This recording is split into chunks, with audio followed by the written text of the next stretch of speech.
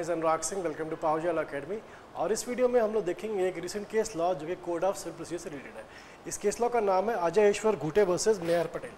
अब देखो इस केस लॉ में क्या डिस्कस किया गया था, that was what is the effect of non joinder of a necessary party. ठीक है,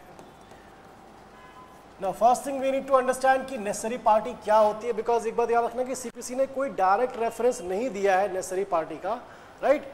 सीपीसी क्या बोलता है, ऑर्डर 1 रूल 10 का सब रूल 2 जो है वो कहीं भी आपको नेसेसरी पार्टी या प्रॉपर पार्टी में डिफरेंशिएट नहीं करता, बट वहाँ पर जो लैंग्वेज यूज है, the word, the choice of words in order 1 rule 10 sub rule 2, that indicates that there is a necessary party and there is a proper party.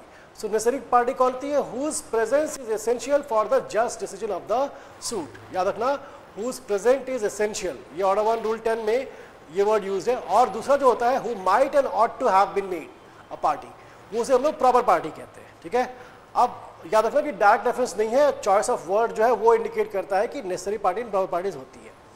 Now what in a given case कौन सी party necessary party होगी और कौन सी party proper party होगी, that depends upon कि does the party have the legal capacity to block the execution of the decree. ठीक है, does the party have the legal capacity to block the execution of the decree? If the party has such a legal capacity, he will be said to be a necessary party और उसका suit का joinder is also necessary, suit में उसका joinder। और दूसरी बात, अगर उस पार्टी के पास नहीं है ये चीज़, then the party becomes a proper party। ठीक है, तो proper party कौन सी, जिसका होना essential नहीं होता बट हम लोग उसे ज्वाइन करा लेते हैं for a comprehensive decision of the suit। लेकिन नेसेसरी पार्टी हमारी कौन सी होती है, जिसकी प्रेजेंस जो है वो नेसेसरी है for a just decision of the suit. ठीक है, और ये चीज याद रखना कि ऑर्डर 1 रूल 10 सब रूल 2 में by the choice of the words हमें इंडिकेट करते हैं कि ये चीज वहां पर होती है। ठीक है, नाउ क्या वर्ड्स है, who ought to have been joined, who ought to have been joined.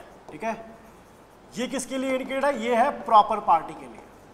ठीक है, और whose joinder is necessary, अगर ये वर्ड यूज्ड है, whose joinder is necessary, ठीक है, तो that party is known as the is essential, not necessary, ये वर्ड यूज नहीं है, is essential, right? So that party is the necessary party। ठीक है, सो याद रखना कि डायरेक्ट रेफरेंस नहीं है, चॉइस ऑफ वर्ड से हम लोग इन्फर करते हैं। Now what is the effect of non joinder of a necessary party, वही हम लोग को देखना है। देखो ऑर्डर 1 रूल 9 ये बताता है what is the effect of non joinder और misjoinder, effect of non joinder और मिस जॉइंडर। ठीक है, सो देखो ऑर्डर 1 रूल 9 का जो मेन पार्ट है वो तो कहता है कि नॉन जॉइंडर या मिस जॉइंडर का कोई इफेक्ट नहीं होगा, the suit shall not be defeated, ये एग्जैक्ट लैंग्वेज यूज है वहां पर ऑर्डर 1 रूल 9 में।